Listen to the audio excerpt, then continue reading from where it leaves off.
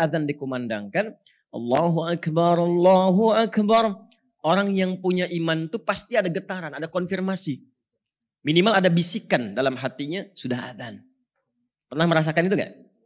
Itu tandanya sudah sampai ke hati.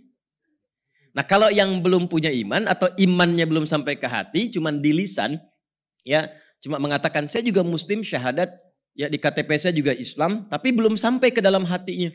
Itu getarannya gak akan terkonfirmasi, walaupun mengaku muslim.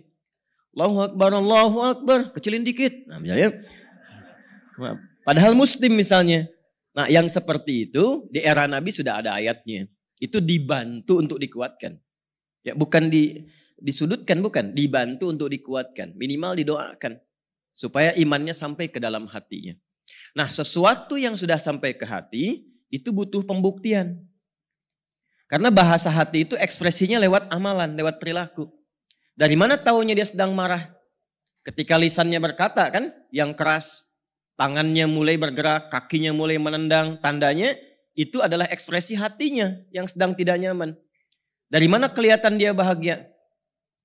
Dari ekspresinya, dari amalannya. Amal itu perbuatan, ekspresi, perilaku. Jadi semua perilaku kita itu mencerminkan suasana hatinya. Apa yang ada dalam hati itu yang keluar. Jadi kalau ada orang terbiasa berkata-kata kotor, memang pulsa hatinya itu kotor. Sehingga kosakata yang keluarnya kotor. Tapi kalau hatinya baik, maka semua ekspresi yang tulus keluar dalam bagian tubuhnya itu pasti mengarah pada kebaikan. Jadi setiap segala yang bersumber dalam hati itu butuh pembuktian. Dari mana taunya ibu sayang kepada anak?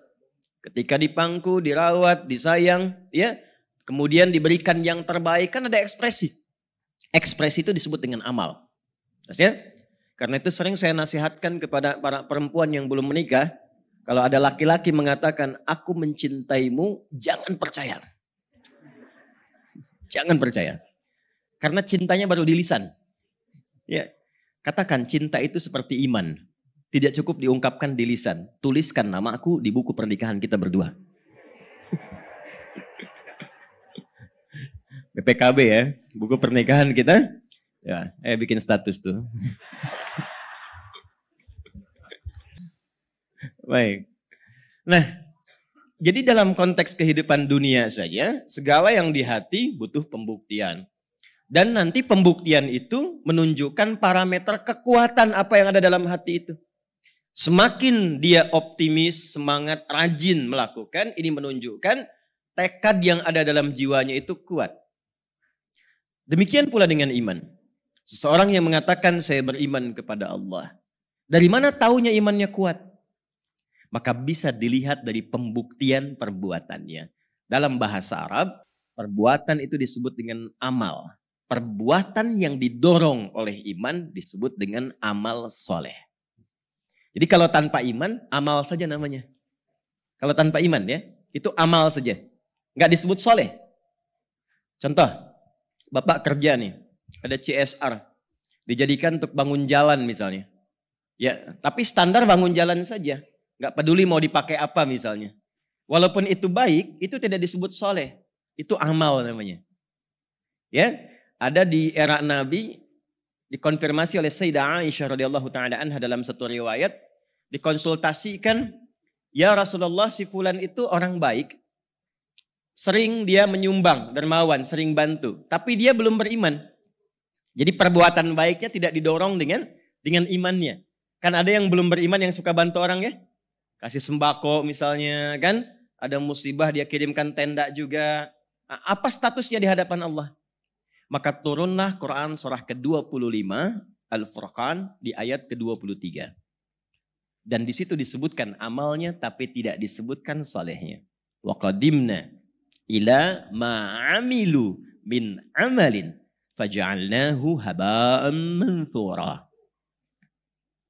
Maka jika ada orang berbuat baik, tidak didorong oleh imannya dan jadi perbuatan baik dalam konteks dunia, maka dengan keadilan dan keagunganku kata Allah, aku akan balas itu pun di dunia dengan cepat.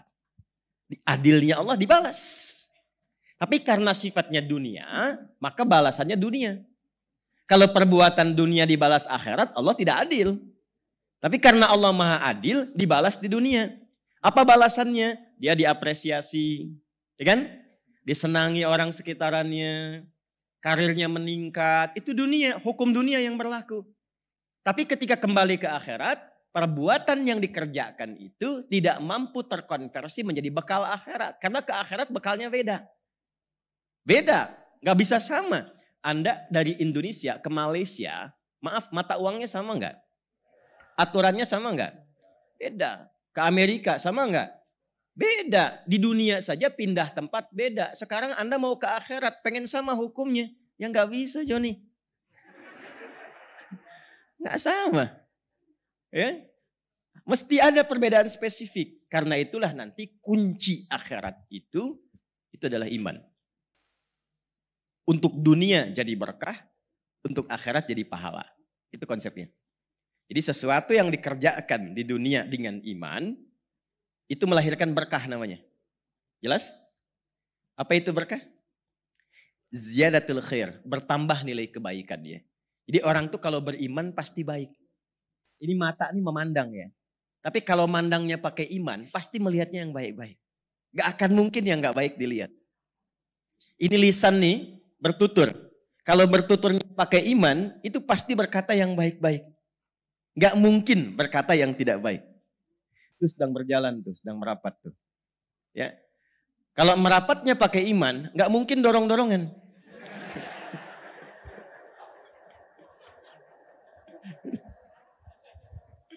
Iya, kan ada ayat merapat kan?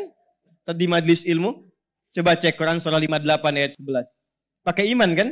Ya ayyuhalladzina amanu idza qila lakum tafassahu fil majalisi fafsahu yafsahillahu lakum. Hei orang-orang beriman, imannya dulu. Jika disampaikan pada Anda, tuh yang nyampaikan depan tuh. Ya? Luaskan, maju, rapatkan. Silahkan, tapi pakai iman. Makanya pakai apa di situ? Tafassah itu meluaskan yang lapang, yang tidak melukai.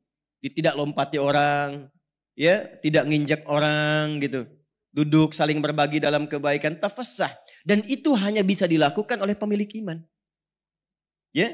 Jadi kalau Anda orang pun berusaha mengerjakan amal soleh, tapi dengan cara menyakiti orang lain, itu menunjukkan ada persoalan dalam imannya. Nanti banyak babnya, termasuk dalam tawaf. Ya, tawaf pengen cepat mendapatkan hajar aswad di depan untuk dicium, lalu menyingkirkan orang lain. Ya, ini menunjukkan ada iman yang belum sempurna dalam dirinya.